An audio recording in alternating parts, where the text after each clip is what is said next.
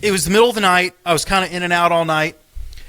And I remember, it's all kind of a blur, but I remember waking up, and it must have been mid-fall or something, but I had rolled off the bed, I think head first.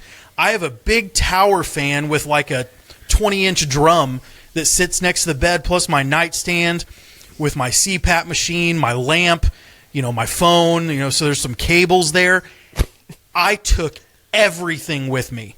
The fan was on top of me, all my CPAP, the phone, everything was on the floor. Were you wearing your CPAP too? Yeah. Oh, God. Wow. And I ripped it out of the socket when I fell, and it obviously I sleep in the dark, spoiler alert. And so not fully lighted.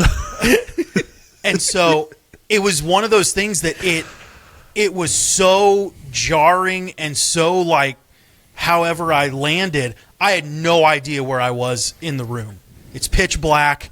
It's that feeling you get when maybe when you were a kid or something, or maybe last night you get up and you have no idea where you're at, and you got to start feeling for walls. It was one of those things. So I stand up, and I'm like, whoa. And by this time, my wife, in her angry stupor, is like, what's going on? And what I didn't know was that my oldest son had snuck in and was laying in bed with us. And so he's adding commentary to the whole thing. And not out of a pride thing, but I think out of not knowing what was going on, I kind of popped back up and was like, and I think I said something because my kid starts laughing at me and going, ha ha, he's pretending like nothing happened. Look at that, Mom.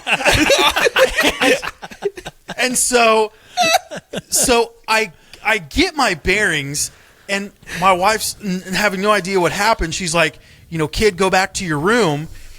And so then I'm getting my bearings, and I realize my arm hurts. And I reach over and I touch my arm and I pull my hand back. My hand is covered in blood. Whoa. Covered in blood. And so I go look, and it's only a cut about maybe yay long on the back of my arm, but it's one of those that's got some distance between the skin. I don't know if it needs stitches or not.